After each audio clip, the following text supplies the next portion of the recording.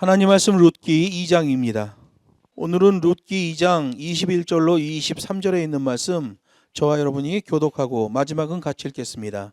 모압 여인 룻이 가로되 그가 내게 또 이르기를 내 추수를 다 마치기까지 너는 내 소년들에게 가까이 있으라 하더이다.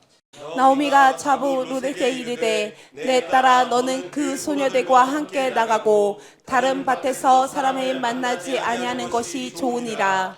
이에 룻이 보아스의 소녀들에게 가까이 있어서 보리 추수와 밀 추수를 마치기까지 이삭을 주우며 그 시모와 함께 거하니라. 아멘.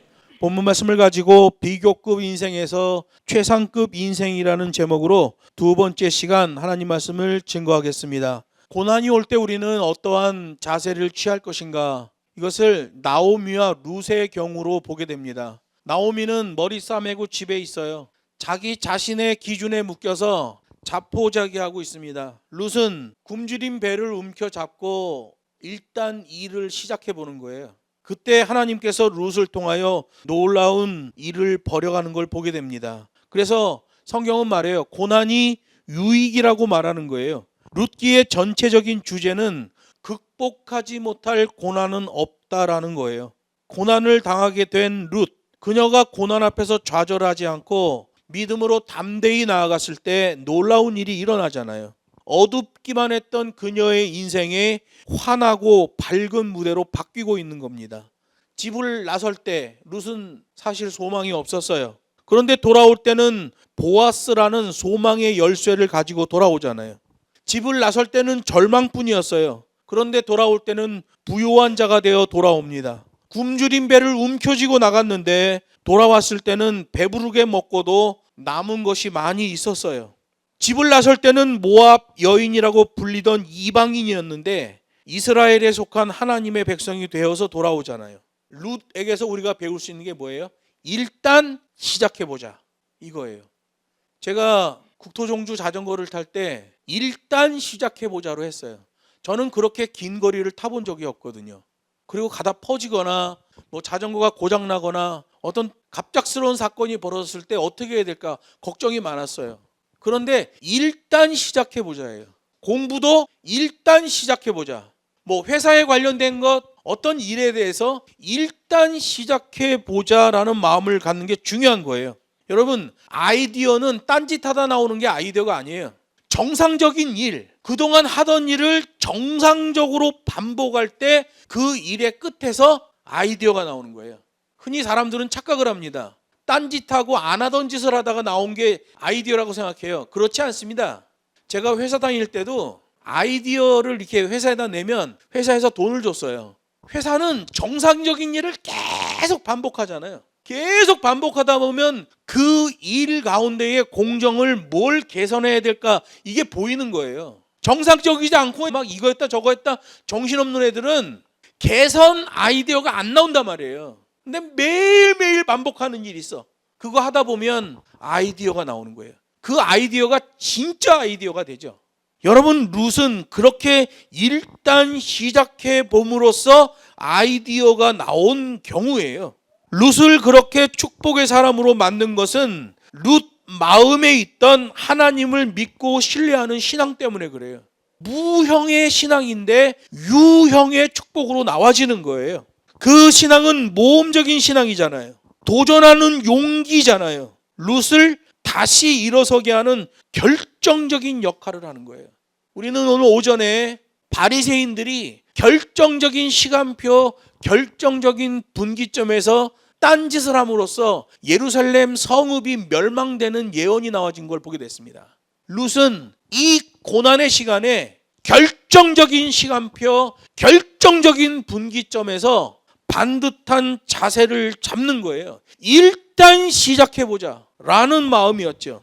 뿐만 아니라 나오미로 하여금 다시 하나님을 바라볼 수 있게 만들었다는 거예요. 19절에는 나오미가 룻을 바라보고 너무 놀라는 장면이 나옵니다. 오늘 어디서 이삭을 주운 것이냐? 어디서 일을 했느냐? 여러분, 룻은 지금 현장에 갔다 왔잖아요. 현장에 갔던 자와 현장에 서지 못한 자는 그렇게 차이가 나는 거예요. 현장에 있던 룻은 이 곡식이 어떻게 생기게 됐는지 다 알잖아요. 현장에 없던 그저 방구석에 처박혀 있던 나오미는 룻이 가져온 곡식을 보고 놀랄 뿐이에요. 나오미는 자기의 상식을 총동원해도, 자기의 지식을 총동원해도 도무지 이해가 되지 않는 상황을 본 거예요. 왜 그렇습니까? 나오미는 비교급 인생으로 살아온 사람이에요. 다른 사람과 비교해서 나는 참 조건이 악조건이구만, 나는 불행한 사람이야 라는 비교급 인생으로 살았기 때문에 이런 걸 못 보는 거예요. 집에 돌아온 며느리 룻의 얼굴빛이 달라져 있었어요. 가지고 온 곡식이 믿겨지지 않을 만큼 많았어요. 17절에는 룻이 가져온 곡식의 양이 한 에바라고 돼 있어요. 한 에바는 이 시대의 도량형으로 하면 20리터예요. 당시에 밭에서 일하는 사람의 하루 품삯 배급량이 0.5리터에서 1리터 정도 됐단 말이에요. 룻이 나갔는데 배불리 먹고 20리터의 곡식을 가져왔어요. 그러면 0.5리터를 기준으로 하면 40배죠. 1리터로 하루 품삯을 받는다고 하면 20리터면 20배를 받아온 거예요. 최저 20배에서 최고 40배의 곡식을 가지고 온 거예요. 그러니 나오미가 놀라는 게 당연하죠. 여러분, 그렇게 20리터면 두 사람이 배불리 먹으면 한 보름에서 20일 정도 먹는 그런 양이에요. 그래서 룻기 2장 19절 20절에서 놀라운 변화가 나옵니다. 그동안 계속해서 부정적인 말을 하던 나오미, 가시돋친 말로 일관하던 나오미의 입에서 복이라는 말이 나옵니다. 복. 나오미는 항상 불만 불평이죠. 괴로움과 원망이 가득했어요. 이걸 자뻑 비교급이라고 그래요. 자기 혼자 자기를 비하하는 거예요. 다른 사람과 비교해서 계속 자기를 짓누르는 거예요. 자뻑 비교급이라고 그래요. 자기 인생을 마라, 쓴맛 인생이라고 불러달라고 말하더니 방구석에 틀어박혀만 있어요. 그러니 도무지 나오미는 축복, 소망 이런 거하고 만나질 수가 없잖아요. 그런데 그녀의 입에서 복이 있기를 원한다라는 축복성 메시지가 나오는 거예요. 무엇이 나오미를 그렇게 변화시켰겠어요? 룻이 가지고 온 한 에바의 양식을 통해서 그 백성을 권고하시고 돌아보시는 하나님을 나오미도 경험하게 된 거예요. 룻기 1장에 보면 나오미가 뭐라고 말합니까? 하나님이 나를 괴롭게 했다, 하나님이 나를 텅 비게 만들었다 라며 하나님을 비난했었잖아요. 그런데 그녀가 달라졌어요. 살아 역사하시는 하나님을 말합니다. 자기 백성을 권고하사 양식을 주시는 하나님을 믿게 되는 거예요. 여러분, 하나님의 권고를 잘 담아내야 됩니다. 하나님의 권고하심을 담아내야 구원의 백성이 되는 거예요. 사실 하나님은 한 번도 나오미를 잊어버리거나 버리신 적이 없어요. 나오미는 하나님을 원망하고 비난했지만 하나님은 나오미를 사랑하셨고 룻을 통하여 양식을 주시잖아요. 오늘 본문이 그걸 말하고 있어요. 원망과 불평, 부정적인 시각은 하나님의 사랑을 받지 못하게 해요. 하나님의 사랑을 누리지 못하게 방해하는 거예요. 나오미처럼 원망과 불평으로 체질화되면 하나님의 사랑과 축복을 못 누립니다.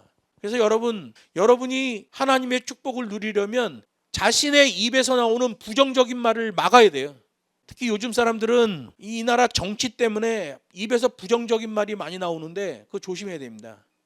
정치 때문에 자신의 입에서 부정적인 말이 나오면 그거 자신의 인생을 송두리째 빼앗길 수 있어요. 조심해야 됩니다. 나오미의 입에서 보세요. 계속 부정적인 말이 나오잖아요. 부정적인 말이 나오면 안 돼요. 그러면 망하게 된단 말이에요. 하나님을 믿고 신뢰한 룻, 하나님이 원하시는 현장에 서면 하나님의 그 축복의 증거를 받게 되는 거예요. 그게 바로 비교급 인생에서 최상급 인생으로 바뀌어지는 사람이 되는 거예요. 오늘 본문에는 고난 가운데 있는 하나님의 사랑을 말합니다. 여러분, 세상에는 두 종류의 사람이 있어요. 사랑하며 사는 사람이 있고요. 사랑을 주지도 받지도 않고 자기 혼자 독고다이로 살아가는 사람이 있는 거예요. 나오미 보세요. 사랑을 받지도 않겠다, 주지도 않겠다, 나 혼자 살겠다, 그리고 방구석에 처박혀 있잖아요. 자기만 생각해요. 자기만 옳아요. 이방에서 며느리 데려왔잖아요. 그러면 며느리가 온 곳 베들레헴은 나오미의 고향이잖아요. 그러면 나오미가 어떤 방도로든 며느리를 먹여야죠. 근데 사랑을 주지도 받지도 않겠대. 자기 혼자 그냥 방구석에 있겠대. 그리고 부정적인 말만 계속 내뱉어. 그러면 하나님의 축복이 그 사람한테 내려올 수가 없어요. 룻은 이방 여인이지만 유대 땅 베들레헴에서 참 악조건이지만 일단 시작해보자. 그리고 굶주린 배 움켜잡고 밭에 나갔잖아요. 그랬더니 하나님이 그 발걸음을 인도하시는 거예요. 그런 나오미가 이제는 룻을 통해서 채우시고 베푸시는 하나님을 발견하게 된 거예요. 그동안 하나님은 나오미를 사랑하셨지만 나오미는 영적인 눈이 가려져서 그걸 느끼지 못했죠. 우리들도 마찬가지예요. 우리를 향한 하나님의 사랑도 우리의 영적인 눈이 열려 있어야 느낄 수 있는 거예요. 오늘 아침에 말씀드렸듯이 예수는 평화의 왕이에요. 화평의 복음을 전하러 오셨어요. 그런데 당시 유대 종교 지도자들은 이 평화도 모르고 예수의 복음이 뭔지를 모르잖아요. 결국 그들의 생활의 터전인, 그들의 신앙의 터전인 예루살렘 성과 성전이 다 무너져 버리게 되는 거예요. 결정적인 분기점, 그 임계점이 넘지 않게 해야 된단 말이에요. 하나님이 참고 참으시다가 거기서 하나님도 터져버리는 거예요. 예수님도 꾹꾹 참으시다가 그 멸망할 예루살렘으로 확정이 되는 순간 참았던 울음을 터뜨리시잖아요. 진정한 신앙은 하나님을 하나님 되시게 하는 거예요. 우리가 하나님을 하나님 되시게 하는 방법은 딱 하나밖에 없어요. 하나님을 내 인생의 최우선순위를 삼는 거예요. 어떤 사람은 하나님을 해결사처럼 생각하는 사람도 있어요. 내가 이 세상에서 살아가다가 사고 치면 하나님이 다 해결해 주실 것이다 라고 생각하는 사람이 있어요.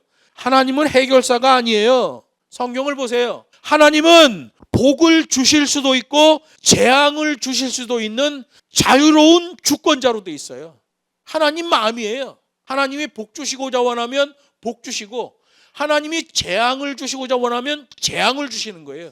그런데 복을 주시는 경우와 재앙을 주시는 경우가 성경에 기록되어 있단 말이에요. 그래서 우리 하나님은 매뉴얼의 하나님이에요. 복을 받을 자에게는 복을 주시고 재앙을 받아야만 하는 자에게는 재앙을 주시는 하나님이에요.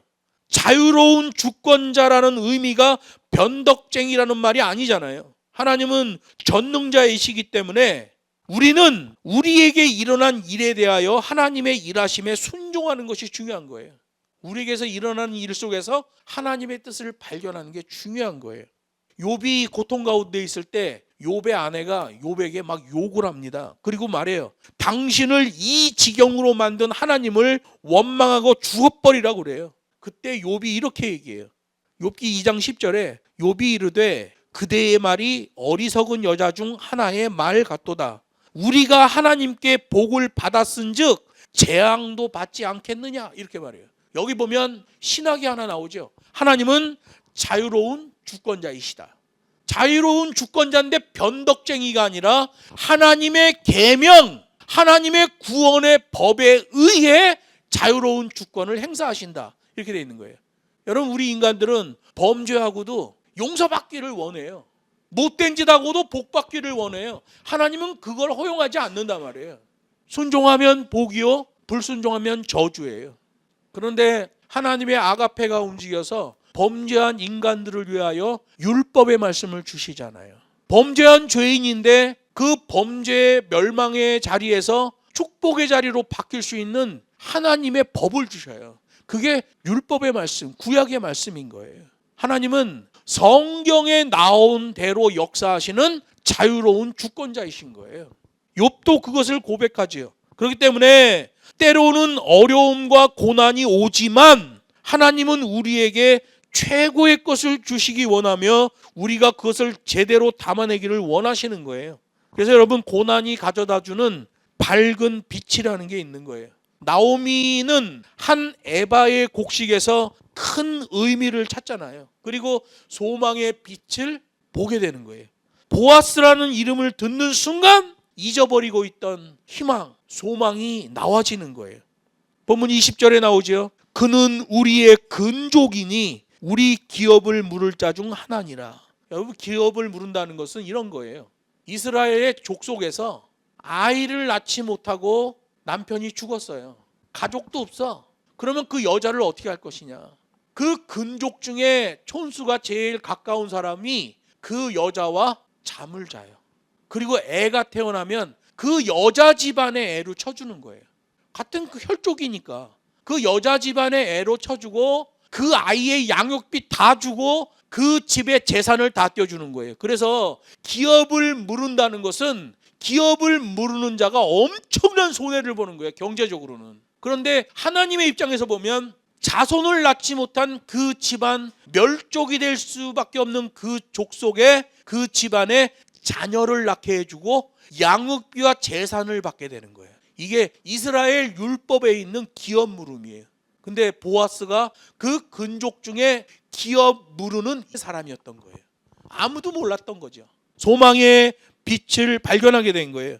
나오미는 희망의 등불이 완전히 꺼져버린 줄로만 알았는데 하나님은 여전히 권고하시는 하나님이시다. 오늘 오전에도 말씀드렸잖아요. 하나님의 권고를 무시하면 안 돼요. 하나님의 권고를 우습게 봐도 안 돼요. 우리의 삶 속에 하나님이 오늘 성경의 말씀으로 나에게 무엇을 권고하시는가. 그래서 여러분 우리가 날마다 성경을 읽는 거잖아요. 날마다 성경을 읽으며 그 성경 속에서 하나님이 나에게 오늘 무엇을 권고하시는가 그걸 찾아가는 거예요. 맨날 유튜브 보고 막 승질내고 그러지 말고 성경 읽고 하나님이 나에게 뭘 권고하시는가를 봐야 돼. 그래야 살아날 수 있는 거예요. 비교급 인생, 쓴맛 인생, 마라가 되어서 좌절과 절망뿐이었던 나오미의 삶이 룻을 통해 희망과 축복의 삶으로 회복되고 있잖아요. 그러더니 나오미가 고백합니다. 오 주님, 내가 다시 주를 바라보나이다. 와, 엄청난 고백이 나오죠. 그래서 여러분, 하나님 말씀을 읽는 자와 하나님 말씀을 읽지 않는 자, 성경을 가까이 하는 자와 가까이 하지 않는 자는 평소에 하는 말을 보면 알 수 있어요. 그냥 비교급 인생, 엉터리 인생 살면 나오미처럼 방구석에 있고 원망, 불평, 부정적인 말만 막 쏟아내는 거예요. 성경을 읽는 자는 룻의 삶과 같은 삶이죠. 일단 제대로 된 걸, 정상적인 걸 해보자. 그러면 하나님이 거기에 역사하시는 거예요. 말씀을 맺습니다. 문제가 발생했을 때 그 문제를 해결하려고 아우성치다가 더 큰 문제에 빠지기 십상이에요. 도무지 해결할 수 없는 문제라 할지라도 또 애매한 고난을 당한다는 생각이 들 때도 우리의 눈은 여전히 여호와 하나님을 향하여 있어야 돼요. 찬양에 그런 가사가 있죠. 너는 어느 곳에 있든지 주를 향하고 주만 바라볼지라. 여러분, 주를 바라볼지라랑 주만 바라볼지라는 다른 거예요. 전자는 곁눈질을 할 수 있어요. 주를 바라볼지라는 곁눈질을 할 수 있어요. 주만 바라볼지라는 곁눈질이 배제된 상태를 말하는 거예요. 룻은 주만 바라보는 시선을 가지고 있었죠. 그러면 내가 다시 주를 바라보나이다 라는 고백이 나와지고 그 문제가 해결이 되잖아요. 여러분, 비교급 인생일 때는 쓴맛이 날 수밖에 없지만 하나님을 만나고 회복되자 최상급 인생으로 변화가 일어나잖아요. 우리도 잘 봐야 돼요. 돈과 명예, 권력은 비교급 인생을 살아가게 합니다. 하나님을 기준으로 삼으면 최상급 소망의 인생으로 살아가게 되는 거예요. 고난의 파도를 잘 지나서 기쁨과 행복의 항구로 안전하게 도착하는 저와 여러분 되기를 주 예수의 이름으로 축복합니다.